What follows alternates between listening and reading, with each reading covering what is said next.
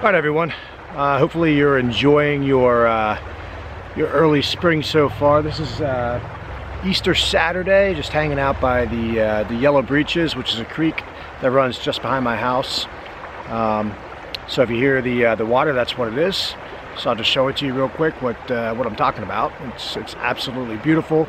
It's nice and peaceful, so it's a place I like to come and just relax and reflect and give some thoughts. So.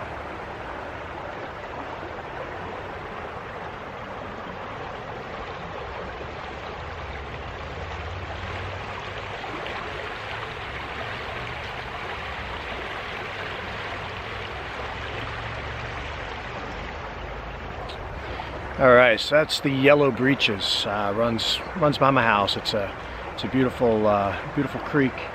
I really enjoy spending time down here, hanging out. My house is at the top of the hill just behind me. You may be able to see some rocks, a retaining wall possibly from here. But yep, so I'm way up on the hill, don't have to worry about flooding or anything like that. So it is a beautiful beautiful place to live. I live in central Pennsylvania, so you know, right now the weather's finally starting to turn. We're starting to see a little bit warmer weather. I just got on my phone just a minute ago, and I just saw a weather alert that we're supposed to get some more snow on Sunday. So they're saying 4 to 6 inches of snow on Sunday, and it's spring, but it is what it is. I thought we were done, so I was about ready to put away my shovel for the year, but I guess maybe we have one more in us, and then hopefully that's it. Hopefully we're done, and we can start to make our way over to summer. So, all right. Well, what I really wanted to talk about with everyone right now is a little bit more about the entrepreneurial side of my vlog, and what I've been trying to do on YouTube. I've been putting a couple of videos out there related to some work I'm doing around my house, related to just spending some time driving around, just trying to get used to this whole YouTube channel thing, just trying to understand how the whole thing works. So just testing out some videos, but ultimately I do want this vlog and my channel to be all about building an entrepreneurial community, getting people together to improve their lifestyle, improve their situation, change whatever they need to have changed. Whatever it is that you want, you can have. So I really want this to turn into something meaningful. So I might post a couple of videos out there occasionally, doing some random things, just because, you know, it's interesting to me, and maybe it's interesting to you. Comment, let me know. If it's nothing that's good, then just let me know. That's fine. You know, I appreciate the feedback. I want to make sure this channel is for everybody. So if the lighthearted stuff doesn't work, that's cool. So we'll just stick to business if that's what everybody wants. So ultimately, as I had stated previously in one of my original videos that I put out, is that, you know, I do consider myself an entrepreneur. I just want to let everybody know where I started, where I'm at today, and what I have going on, so that you feel like you can follow me and that I have some credibility in what I'm trying to achieve. I have worked for a major corporation, and I continue to work for a major corporation, and I've been there for 16 years. So I've been on the side of a very active or earned income, and back in 2013 I started my first business. So after I started my first business, I got a taste of what it's like to be a little bit independent, have some interesting opportunities come up that you wouldn't maybe if you were working for somebody else. So I decided that the earned income isn't really what I want to have for the rest of my life. So I'm trying to set things up to be able to have income come in without me actually actively having to earn it day in and day out. But let me tell you what, it's a lot of hustle. There's so much hustling right now just to set this up. Maintaining a career, doing everything that I need to do there to ensure that I'm performing to the value that the organization is paying me for, and continuing to do my job, as well as working to build these opportunities in a passive income, creating new jobs, new companies that are not only lucrative for myself and starting to set up some foundation for some future growth and future opportunities, but also bringing other people into the fold as well. Personally, I enjoy helping other people succeed. I feel like I'm in a position where I'm comfortable, things are going well, things are going the way that I planned for them to go. So I'd like to bring other people in that are good people that are looking for an opportunity as well. So I've done that with some of my companies, and that's really my goal, to continue to be doing that in the future as well. So just to give you an idea, in 2013 I started a company called Campus Scooters. The whole premise behind that company was to rent scooters to college students. So initially my customer base, in my opinion, was going to be international students that are stuck on campus, not necessarily international, but any student that's stuck on campus without any means of transportation. They would have the freedom to go wherever they want, when they want, without having to use public transportation or bumming rides from friends. And I thought that was going to be a huge success. I started the business in State College, Pennsylvania. And for anybody that lives in the New England area, any of these states, you'll know that the winters and the seasons aren't conducive for year-round, scooter riding opportunity. So what I had found is, after starting the business, the students were out of school and at home during the warm months of the year, and then they were in school in session during the colder months. So there was really a small window of opportunities. Some early fall, late fall opportunity before the weather really started to turn, and then some early spring opportunities before the students went away and went home for the summer. So I found that my customer base actually ended up being more local residents that were interested in trying something new that they hadn't done previously, a new adventure in State College. So that was really an awesome opportunity. And then, instead of renting scooters, I found that selling scooters was actually the better opportunity, because there was more, I guess what happened was I would rent a scooter to somebody, they would enjoy it for a period of time, and then they would approach me and say, hey, listen, I want to buy a scooter, do you sell them? And at that time I didn't have my dealer license, and I had no intention of ever selling scooters and having a full service center and inventory and things to worry about. But it became apparent and evident that if I wanted to continue to maintain these customers and these relationships that I've established as a rental company, that I needed to pursue my dealer license and be able to sell these folks scooters. Otherwise I would lose a customer. So I was essentially going to create this passion, enjoyment, opportunity for somebody else to sell to my customer, and then lose that customer for life, because now they have their own scooter and somebody else is helping them out. So I went into the direction of obtaining my dealer license and selling scooters in State College. So that was really my first taste of entrepreneurship as an adult. So I was really involved with the organization I still work for. But I feel like there was an opportunity there where I was looked past for a promotion, and I felt like I was more than capable of the position that was there.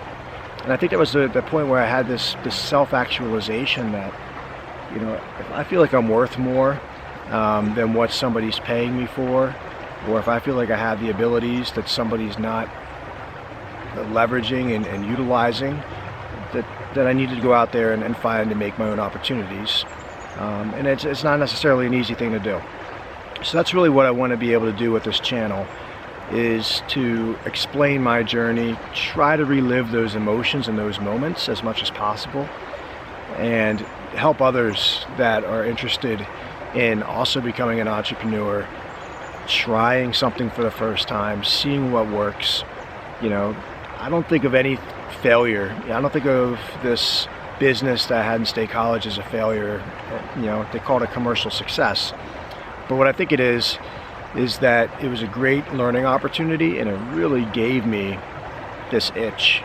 You know, when I closed the shop in State College because it was too much for me to drive back and forth and continue to maintain a dealership, the winters and things just weren't conducive for, you know, a scooter specific motorsports retail shop in that region. Just for scooters, I mean, if you were selling motorcycles and ATVs and scooters, you know, you had enough of a variety of offering that would tailor to really any season. ATVs in the winter for, you know, just trail riding or plowing snow, or, you know, landscaping and things like that, or whatever, you know. Whereas with scooters, you're very niche in the market and what you're able to offer with scooters. So that's why I got out of it. That's why I had to close it. But it really set me up for where I'm at now. That business had continued to produce revenue, making decent profit margin. I've expanded, you know, my product line. I've been doing some importing from, you know, other manufacturers across the world. So it's given me some opportunities to get some exposure to that. And my presence is not a physical location in State College anymore, but it's online. So that's the opportunity there. You know, the overhead has shrunken significantly, and I'm able to operate this business virtually anywhere.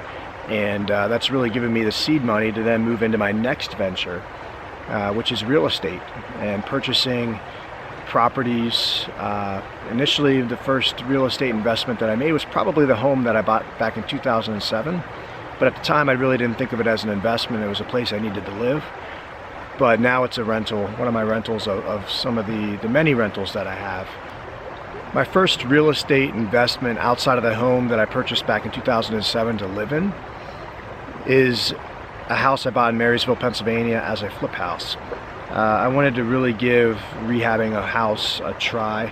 A buddy of mine, a close friend that I had known for a number of years, was a general contractor, is a general contractor, and was able to help ease the nerves that I would have in making such an investment. So I had some extra money from a bonus from my regular earned income job that I've been at for about 16 years now.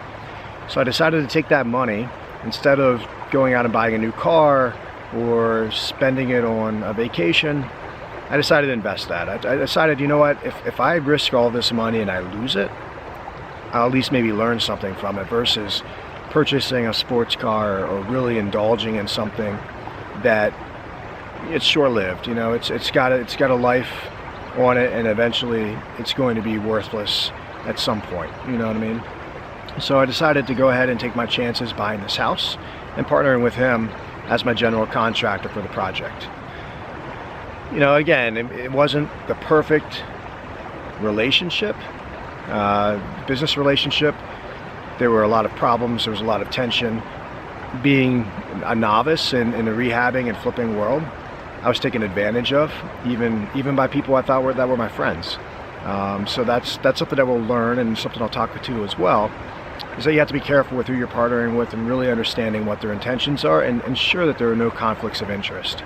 Make sure everybody's on the same page, and make sure that they understand what your vision and expectations are, and that they're willing to do everything that they can to achieve what your expectations and deliver on what they promise that they're going to deliver, and when they say they're going to deliver it.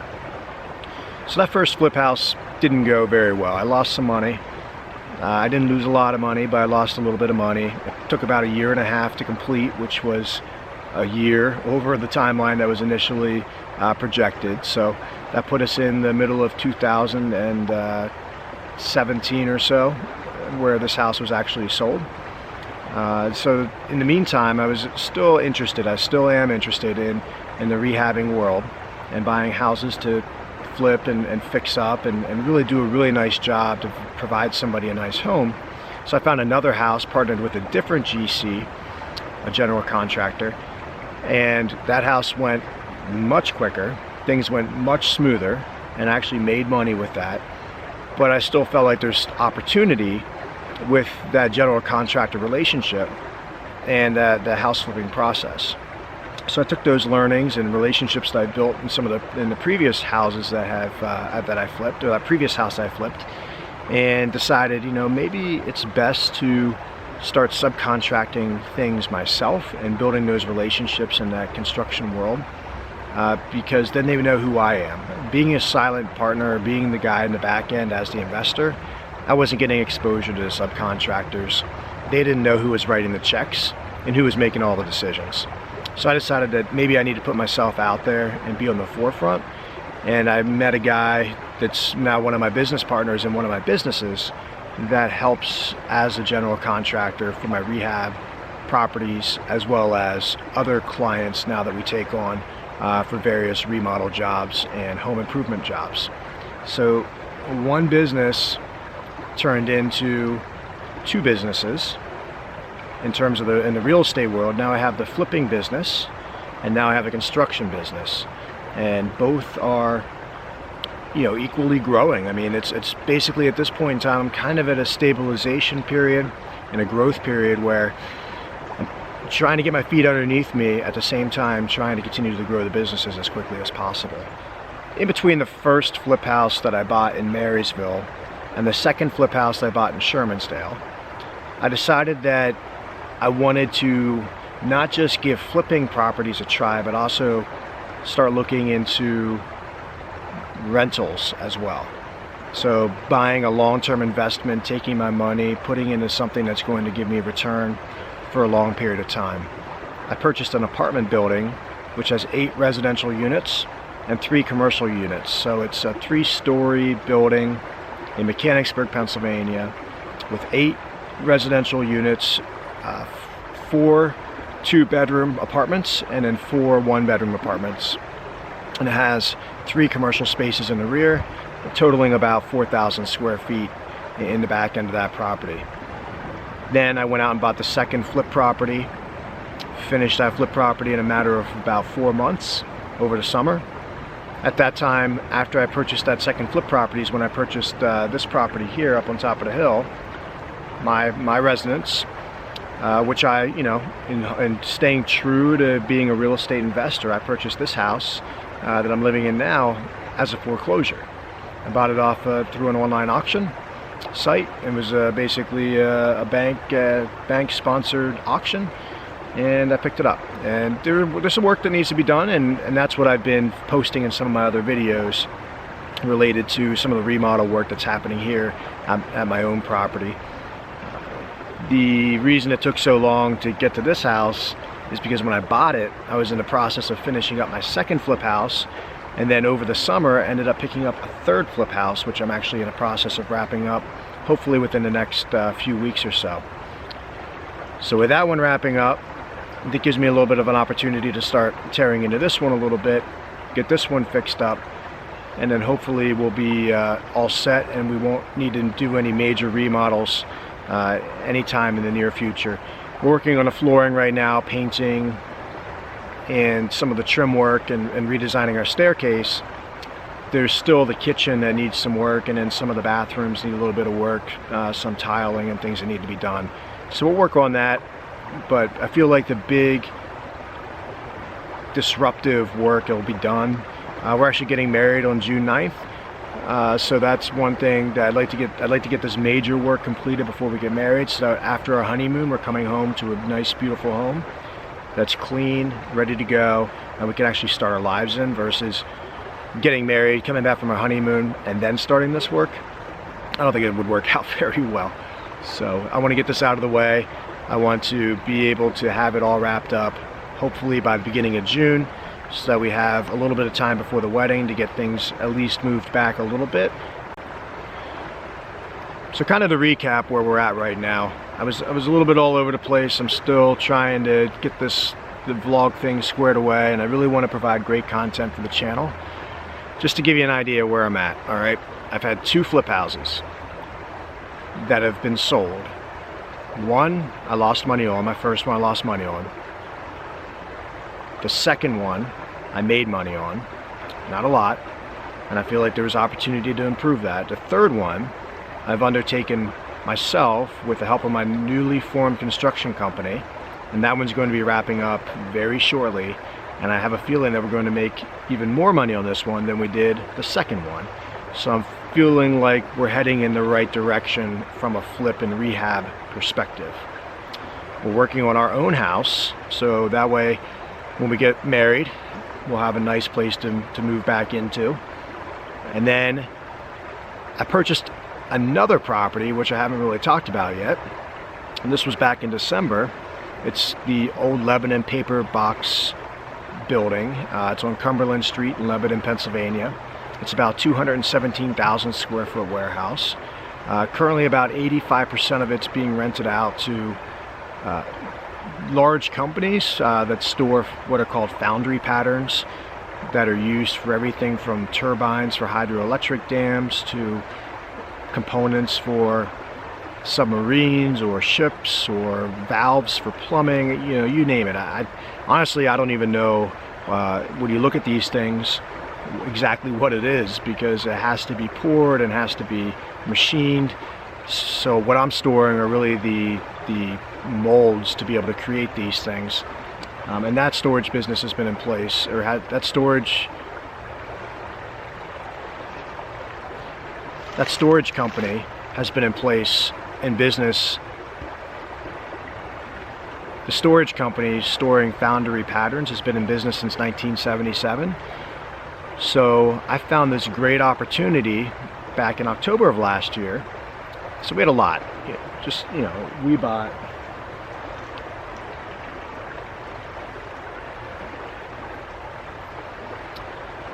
So this foundry business that I purchased has been in business since 1977.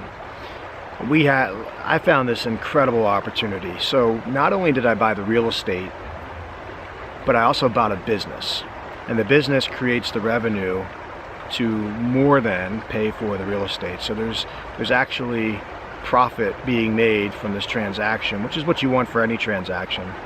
But this has really given me a great opportunity to own a fairly large asset, but having the revenue to back it, which is incredible. So that I purchased back in December of this past year, December of 2017. So there's been a lot of property work in my mind. I mean, this is more properties than I ever thought I'd ever own, more properties than I thought I'd ever manage, and I did it in such a short period of time from where I was. I mean, back in 2013 was my first real leap into entrepreneurship, and now back in 2017, I sold 2 properties, and I bought 2 other properties that I'm like bought and hold. My residence and this huge warehouse out in Lebanon, which is creating me incredible revenue and giving me a lot of opportunity to continue to reinvest in additional real estate. So I feel like I've come a really long way in just 4 years. It's only been 4 years since I've making that first commitment to becoming an entrepreneur, to trying something new, to get away from relying on earned income and working for somebody else. Now, like I said, I'm not perfect yet. I still work for somebody else, but I'm really hustling to set things up where it's getting a little bit easier and easier, because I don't feel like my entire life is based on somebody else making a decision for how much money I should make, when and if I should ever be promoted.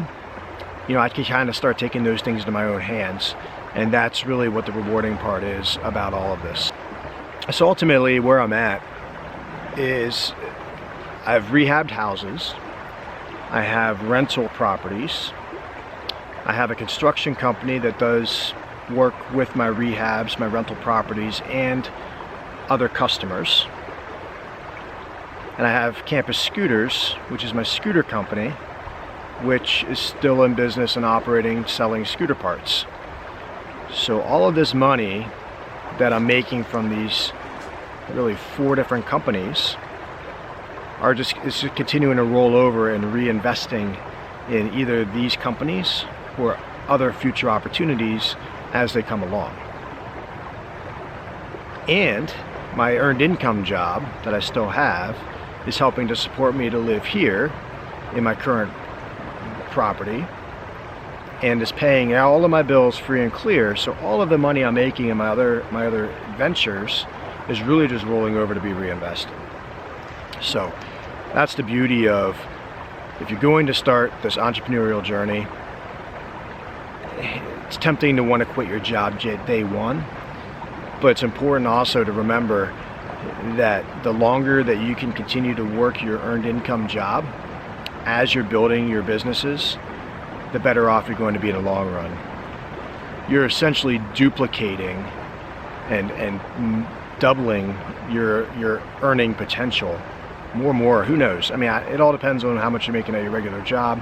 There's a lot of things you need to take into consideration with that, but it could be something that you don't want to walk away from, or it could be something you do want to walk away from. So I'm not really sure where I am in that camp. I guess I'd like to know what it is, maybe understand your scenario a little bit more, to really be able to maybe provide an opinion and what I would, and again, it's entirely up to you, but from my perspective, does it make sense to take the chance? I mean, honestly, I could say that if I didn't have my earned income job, I would be behaving a lot different than I am now. Who knows? Maybe I'd be more successful. Maybe my other businesses would be growing at a faster pace. Maybe I would far exceed the salary I'm receiving at my earned income job, and I'm doing myself a disservice by continuing to work there instead of focusing on growing the businesses that I already have in place. I don't know. So these are the things that are kind of in my current world that I'm dealing with on this journey, and that's really part of the reason for this channel, is to talk about this dilemma of what to do, when to do it, because I'm living it. I'm in that situation. I'm in an earned income job, and it's increasingly stressful working that job and running 4 different companies. So at what point is the right point to make a change? And it's going to happen at some point eventually. As long as nothing happens to these 4 companies and I continue to be successful with them, there's no reason that I would want to continue with an earned income career for long term. And I would want to focus on those companies that are going to provide me more value long term, because these companies actually have value, which I control and I own. The company I work for, I don't really have any stake in that organization except for the paycheck that I get on a weekly basis anymore. So there's really, I could work 80 hours a week and make the same money as if I'm working 40 hours a week for the company. So I'd rather be working 80 hours for myself, because those hours that I'm working and that time and energy and the hustle that I put into it, that's what's going to make me money. That's what's going to make me return. And all of that effort that I'm putting into it is helping me, not necessarily helping the company. That's not going to change me, help me one way or another.